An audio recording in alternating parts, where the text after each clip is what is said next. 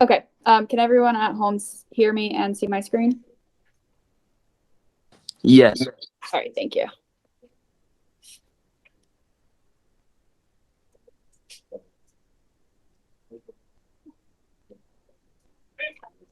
So today we're learning about tangents and chords.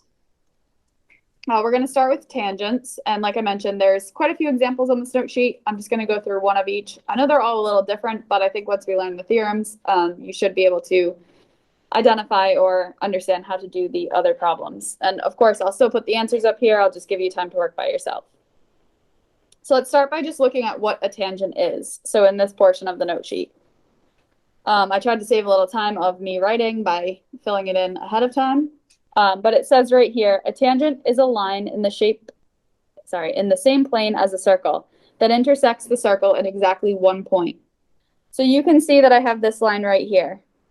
This line intersects the circle right here. That is the only place that it intersects the circle.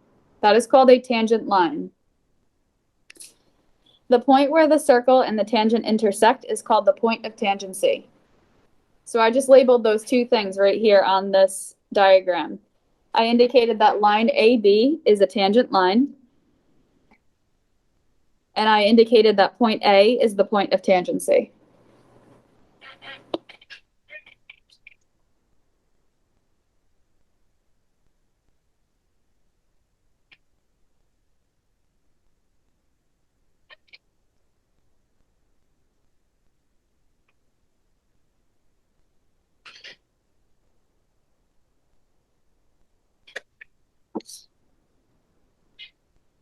Okay, so knowing this, there's a theorem that goes with it, and it says, oops, sorry, trying to leave that diagram up there. It says if a line is tangent to a circle, it's perpendicular to the radius drawn to the point of tangency. So if we come back up and look at the diagram that we just talked about, if I draw a radius from point C to point A, so from the center to the point of tangency, I just formed two right angles on each side. That's what just happened there. So if we look at this diagram, which looks a little nicer because that tangent line is on the bottom of the circle, so it looks like you clearly have right angles. You can see that here's your point of tangency, and it forms a right angle on each side. So there's a right angle on each side. I just made a note that says line L is tangent to circle S if and only if L is perpendicular to segment ST.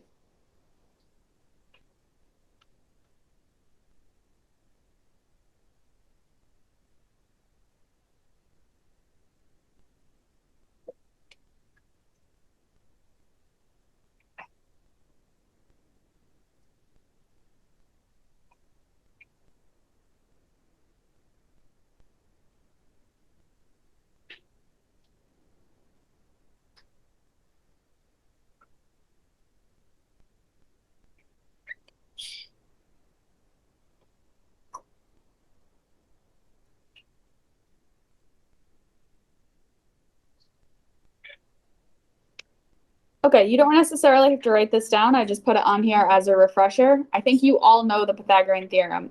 You've done it not only this year, but you have done it in the past. So the Pythagorean theorem is leg squared plus leg squared equals hypotenuse squared. Sometimes you say a squared plus b squared equals c squared. And the converse of the Pythagorean theorem states that if the leg squared plus leg squared equals the hypotenuse squared, then the triangle is a right triangle. So if you can prove that that mathematical statement is correct, then you can prove that you have a right triangle or a right angle. So the reason why I'm going over this is because the next question set is asking us that, or to determine whether MO is tangent to circle N. So I'm looking at this line right here. It does not say that it's tangent, and there is no point of tangency that's marked. So the question is asking, is it a tangent line? And the way that we would do that, or the way that we would prove yes or no, is we would need to identify if this right here is a right angle. And in order to prove that that's a right angle, you can use the Pythagorean theorem. So I made a couple notes. You don't necessarily have to write these down. Again, you can just look at them. If you feel like you need to, then please do. But if not, just listen to what I'm saying. The first step is to use the converse of the Pythagorean theorem to prove the triangle is a right triangle. The second step says if the triangle is a right triangle, then NM, which is this segment here, NM is perpendicular to MO, which I highlighted in green, proving that MO is tangent because we proved that we have this right angle. And this right angle proves that you have a tangent line based on what we just went over. So the math part of this, what you definitely need to write down, is us testing to see if the Pythagorean theorem comes out to be true. Leg squared would be 7 squared plus the other leg squared of 24 squared is equal to, maybe, we don't know, but is equal to 25 squared. We need to prove, is this correct or not?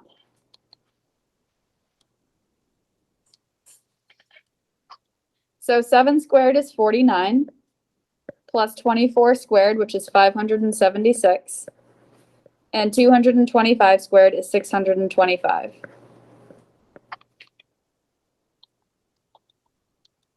If we add 49 plus 576, this does come out to 625.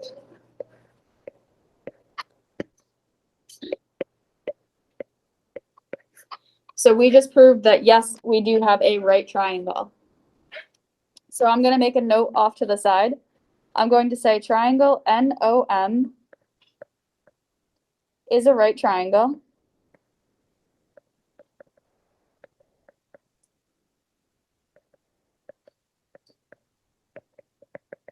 Then I'm going to say this proves MO is a tangent line.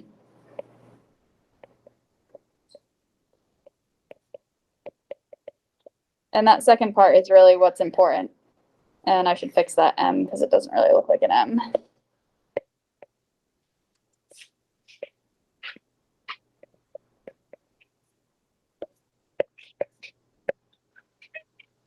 Okay, it's tangent because we proved we have a right angle, and that right angle connects to the radius. That falls into the description of a tangent line. So any question you get that asks if you're determining a tangent line, this is the process you use. The answer might be yes, might be no.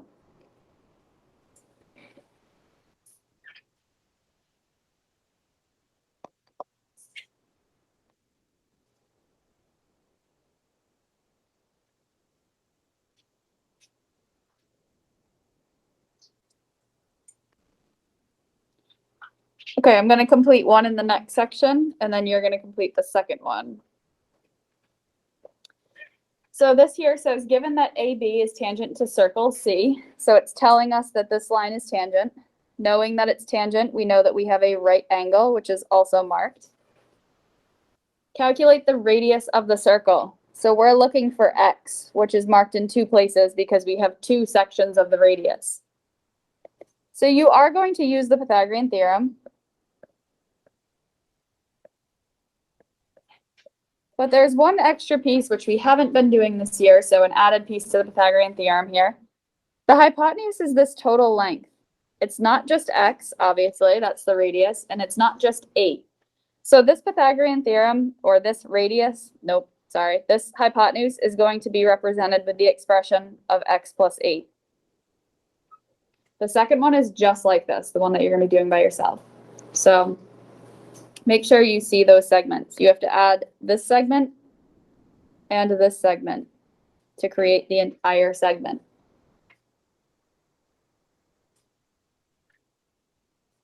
When I solve using the Pythagorean theorem, one of my leg lengths is X. So X squared plus 12 squared is equal to the expression of X plus 8 squared.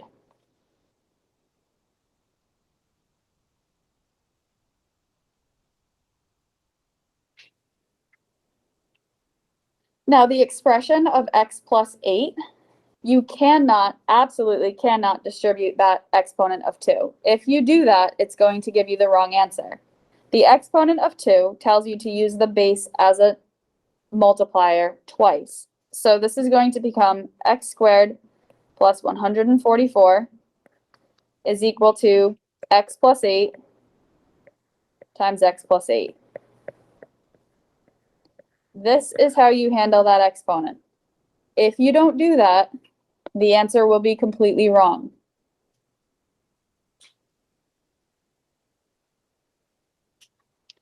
So now we have to distribute our values. This becomes x squared plus 144 is equal to x times x, which is x squared, plus 8x plus 8x plus 64.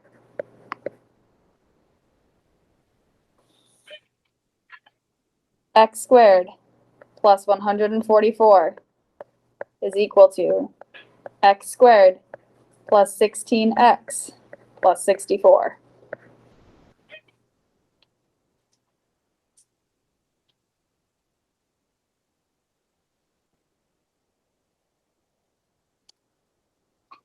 I'm solving for like terms, I'm solving for x here, so I need to add or subtract my like terms.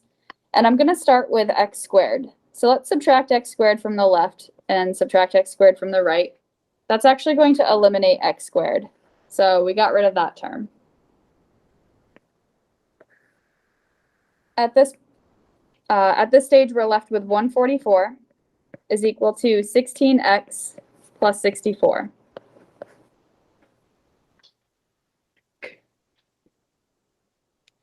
I'm going to subtract 64 from both sides. 80 is equal to 16x.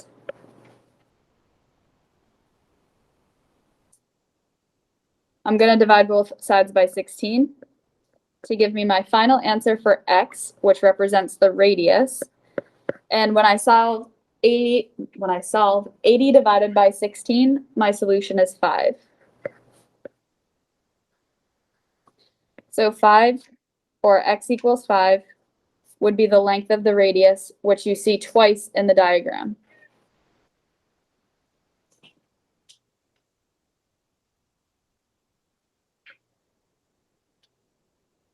Number 2 is just like this. So number 2 in this section, which you don't see up here right now, but I'll put it up here. Number 2 is just like this one. Obviously, it's different numbers. So please try to complete number 2 by yourself. Just to give everyone a heads up, I believe number 2 ends in a fraction, and that's totally fine. You can leave it as a fraction. It's not a fraction until the last step. So in the last step, just leave it as a fraction. So for another guy, x equals 5 1/3. Yeah, so 16 over 3, or 5 1/3, or 5.333, however you wrote it. So here's my work.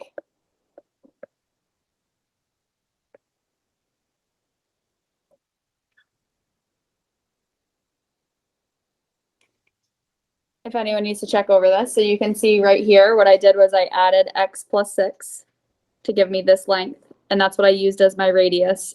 I keep saying that because I'm like reading this part, but that's what I got for my hypotenuse. I multiply that out. I followed the same exact process we went over in number 1. Solve for x, you end up with 16 over 3 if you simplify that to 5 1/3, or if you simplified it to 5 over 3. It doesn't matter, just as long as you got to that point. Does anyone have questions about number 2?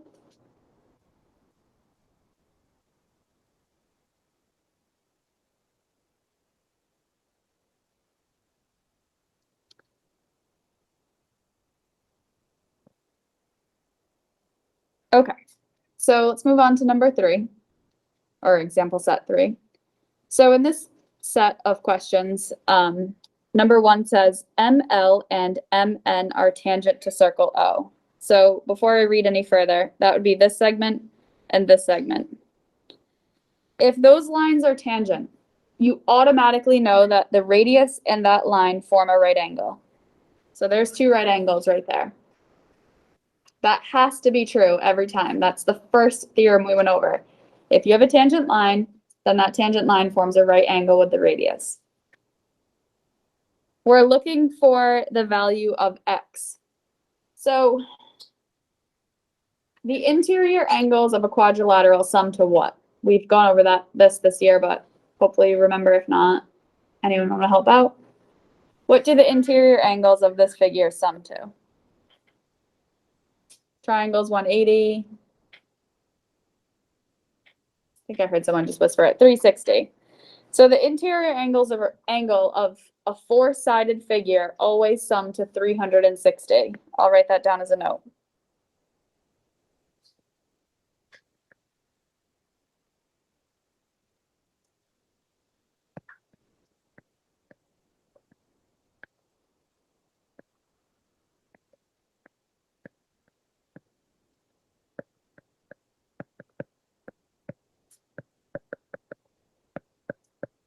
So interior angles of a quadrilateral sum to 360 degrees. And if you don't know what a quadrilateral is, it is a four-sided figure. So this problem here, four-sided figure, we have three of the angles. We know 90 degrees, 117 degrees, 90 degrees again. So I am going to write out a problem of 360 minus 90 minus 117 minus 90 again is equal to 63. So that means 63 degrees would be the remaining angle measure, which is our value of x. That would be your solution.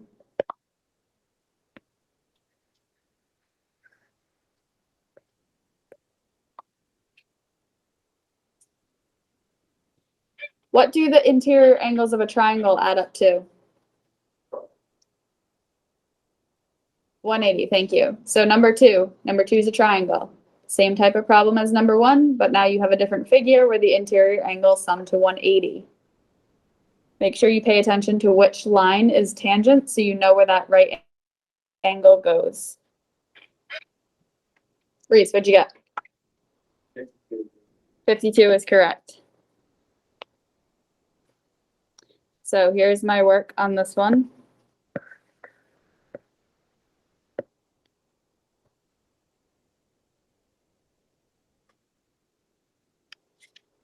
So interior angles of a triangle sum to 180. I marked this angle as a right angle because ED is a tangent line, so it forms a right angle with the radius. And then we knew what 38 degrees was, or we knew the third angle was 38 degrees, so we could easily solve for the value of x.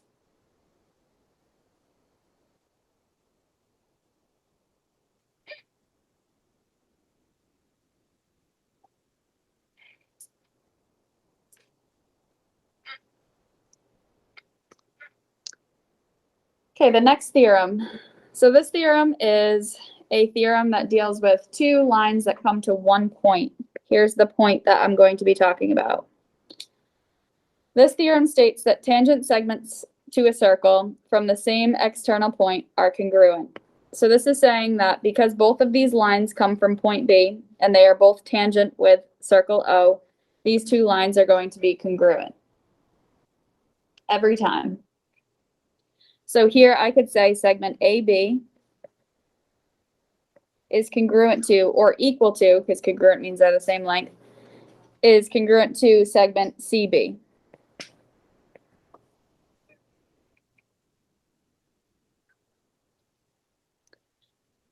All right, a few years ago, I had a student always refer to this as the hat theorem. I don't know if this is helpful, but this is what he had told me. So it looks like a smiley face with a hat on it, like a birthday hat. If you can form that off of a circle, then those two sides of the hat are always equal. If that's helpful for you, then please use it. It might not be helpful, but there you go. Might be a trick to remember. You guys have open notes this year, so you don't really have to memorize anything, but that is a way to do it. So that leads us into this next segment. And all questions that deal with this theorem that we're going to be doing are going to look like this. Of course, there are others, but we're going to be doing a lot of these. So this says that circle O is inscribed in triangle ABC. What is the perimeter of triangle ABC? Which means we want to add up all the segments. So if this circle is inside of that triangle, I'm going to start right here. We have two segments that come off of this circle on that side. They come to the same point, which is point B. So according to the theorem that we just went over, these two segments are the same length, which means this segment right here is 15 centimeters.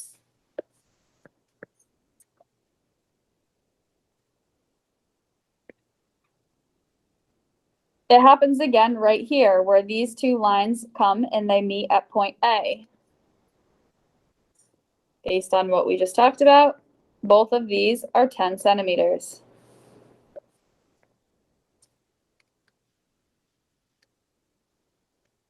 And it happens one more time right here. Both of these points come to lines come to point C. Therefore, both of these segments are 8 centimeters.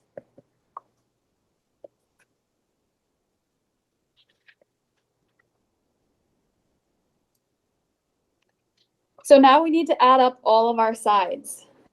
We're going to add up 10 plus 15 plus 15 plus 8 plus 8 plus 10. So you're adding up all of the small segments to give you the perimeter of the entire figure. So when I do that,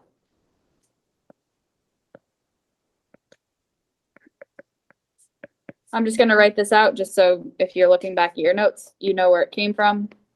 We have 10 plus 15, that's starting right here on the top, working this way. Plus 15, plus 8, plus 8, plus 10. Now, what you could have done was 15 times 2, plus 10 times 2, plus 8 times 2. I don't care what order you go in. Add up the side lengths of this figure to give yourself what the perimeter is. When you add all of these numbers together, you get the perimeter of 66 centimeters.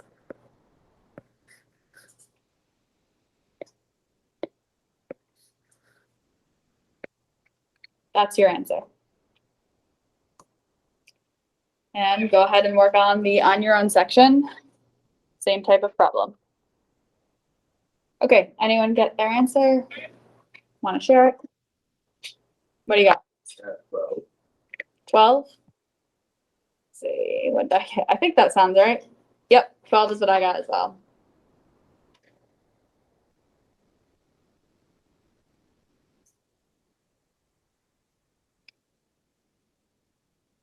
This one's a little bit more difficult because you were missing 2 of the segments. So if you look at my work here, you can see that I labeled them both with a value of X right here. So in the case you have something like this, you approach it the same exact way. Sounds like some of you approached it this way anyways, so I might not have to explain this to you, but I'm sure others need to hear this. So you add up the segments that you know you have, and you have 2 of the exact same segments left over, which is X plus X. I just replaced X plus X with 2X, and I just made an equation out of this, which ends up equaling 12. Okay, I subtracted 64 from both sides. I divided both sides by 2.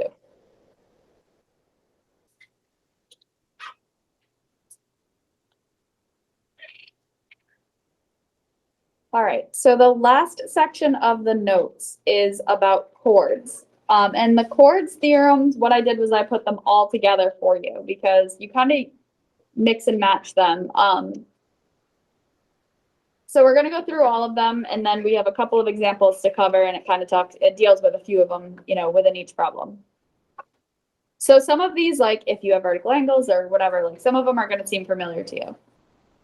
But to start off with what a chord is. So a chord is a segment whose endpoints are on a circle. So here's a chord. Okay, you might know this already. Some of you I'm sure do. So endpoints X and Z touch the circle. It is not a diameter.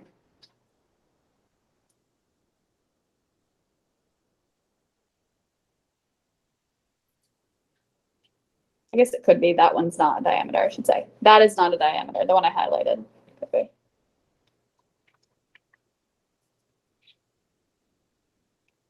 So the first theorem that we're looking at, and I'm going to read through these kind of quick because when we go over the examples, they're going to make more sense. But this is kind of like a note sheet, like a reference sheet for you to go back to. So I want to make sure I briefly discuss it, but the examples are the important part. So this says, within a circle or congruent circles, congruent central angles have congruent arcs. So if we have these two angles that are congruent, which are vertical angles, then you automatically know this arc and this arc are going to be congruent. I made a notation note. You might not have to write that. It might not be helpful for you. Visualizing it might be more important. So where I just highlighted, make sure you recognize that.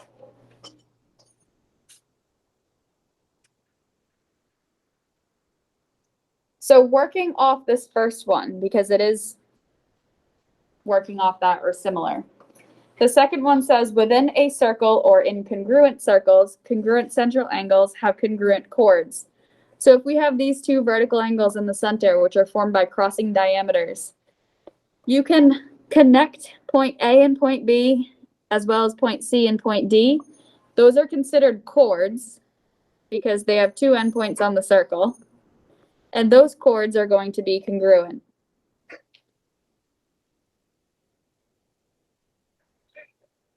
So not only are the arcs, which is this part here, we learned those are congruent in the first theorem. The arcs are congruent, and the chords that connect those points are also congruent.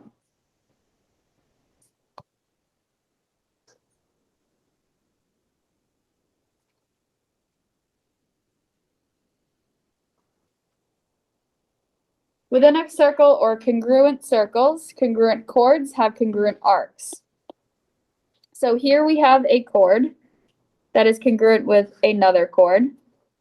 Because those two chords are congruent, the arcs on the circle, so the portion of the circle that connects them, those segments are also congruent.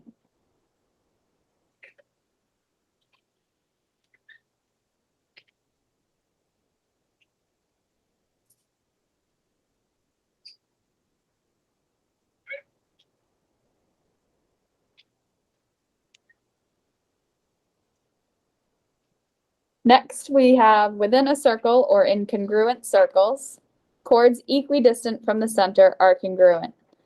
So if we know that these two chords are the same distance from the center, which they are, then we know that these two chords are congruent to each other. And I'm talking about chord CD and chord AB. Those two chords are congruent.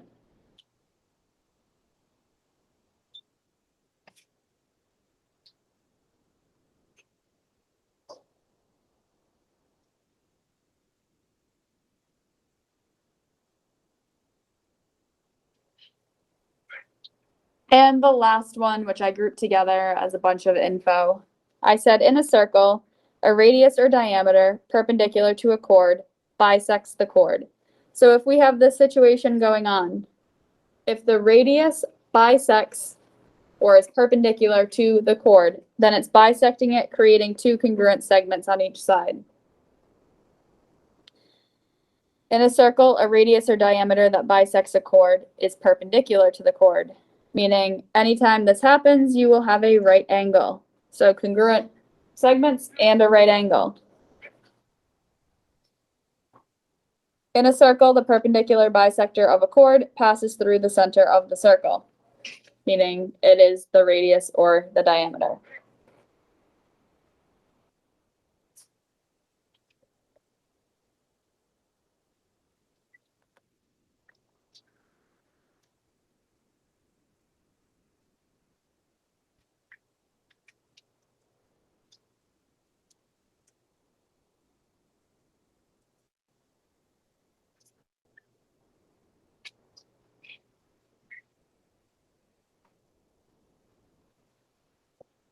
Okay, let's move on to the examples. So if you are at all confused by those, that's okay. Let's go through these examples. You have them as reference. So save a moment. Let's just add, I just screenshotted that image. So let's talk about what I wrote here just to save us a moment from having to write this down. So this first problem says in the diagram, circle O is congruent to circle P. Given that BC is congruent to DF, which you can see I marked all of these, BC is here, DF is here. What can we conclude? So knowing that those two segments I highlighted in purple are congruent, what do we know about these? So this goes back to the first and second theorems on that last page. The first thing I wrote was that angle O and angle P are congruent because within congruent circles, congruent chords have congruent central angles. Okay, that would be the first, like I said, the first and second one are what's applying here. So if I know what I have highlighted in purple and blue up there are congruent, then I also know those angles have to be congruent. And the second piece of information that I wrote says that arc BC, please notice the difference between writing a segment and an arc. An arc always has this like rounded arc over the top. So arc BC is congruent to arc DF because within congruent circles, congruent chords have congruent arcs. That is specifically the second theorem that we went over on the last page.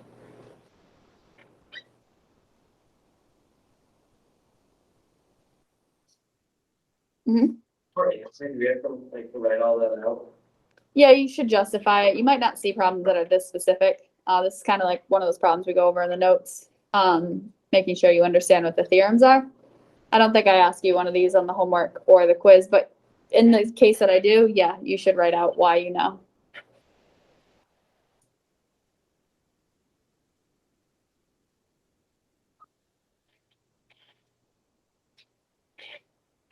So moving into the algebra examples, number one up here says, what is the length of RS in circle O?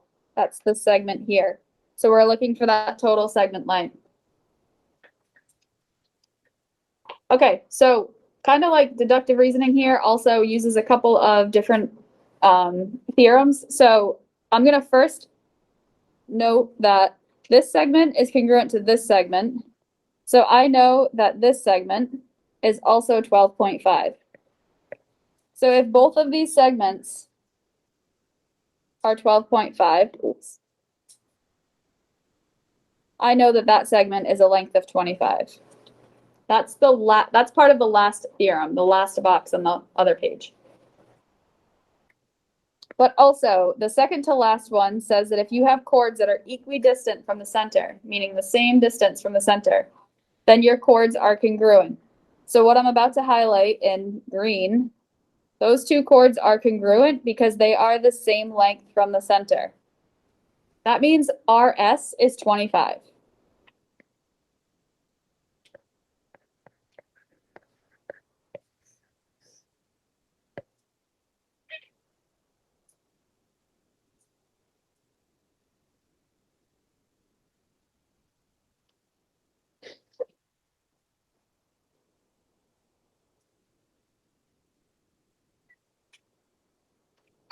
Number two is also going to use that second to last theorem.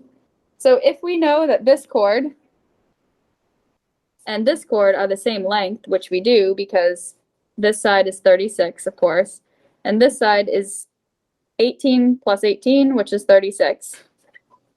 So if we have congruent chords, then these have to be equal distance from the center. That means X has to be 16.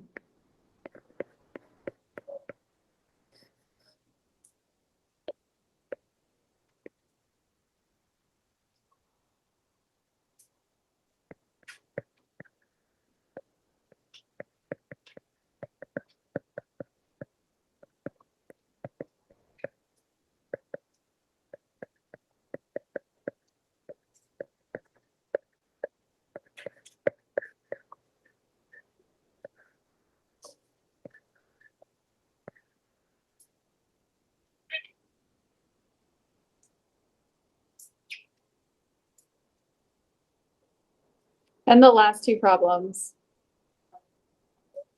So what is the value of each variable? If necessary, round to the nearest tenth.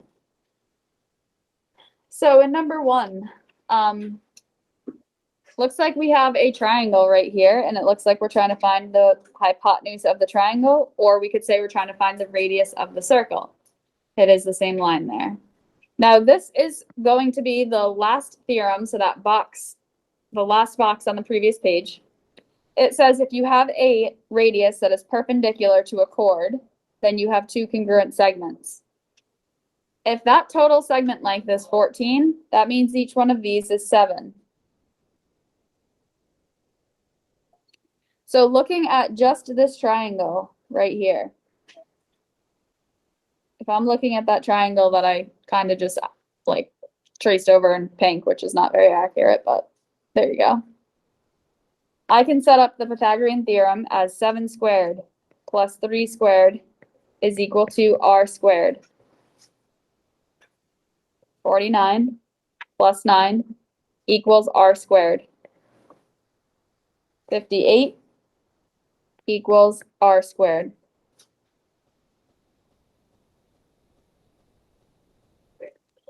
Rounded to the nearest tenth, the square root of 58 is 7.6 centimeters. So the radius of this circle is approximately 7.6 centimeters.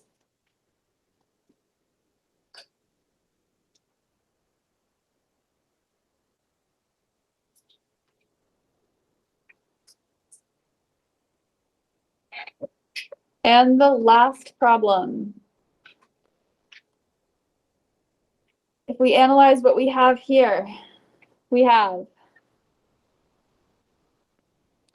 this segment, which has two congruent parts. So also following the last box on that last page. If you have a radius right here that bisects a chord, that means it is also perpendicular and forms a right angle. Now, if this segment is 15, then this segment is 15, or any other radius I draw in the circle is 15. So every radius would be 15, but I definitely know this one is. So now I have this triangle with side length 11, side length y, side length 15. I use the Pythagorean theorem again. 11 squared plus y squared is equal to 15 squared. 121 plus y squared is equal to 225. Subtract 121 from both sides. Y squared is equal to 104.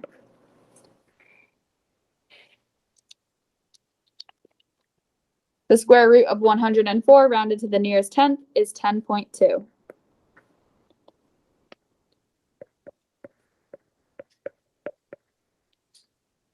We don't have units here, so 10.2 is fine. And that's your answer.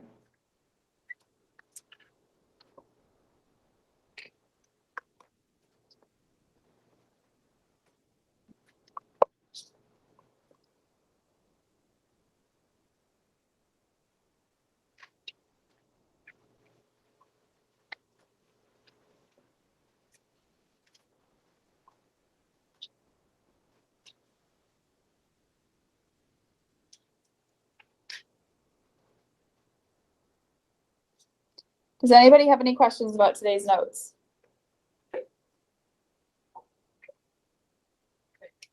Okay, so those of you online, you guys are all set. I'll unlock the Go Formative right now. Have a great afternoon, everyone.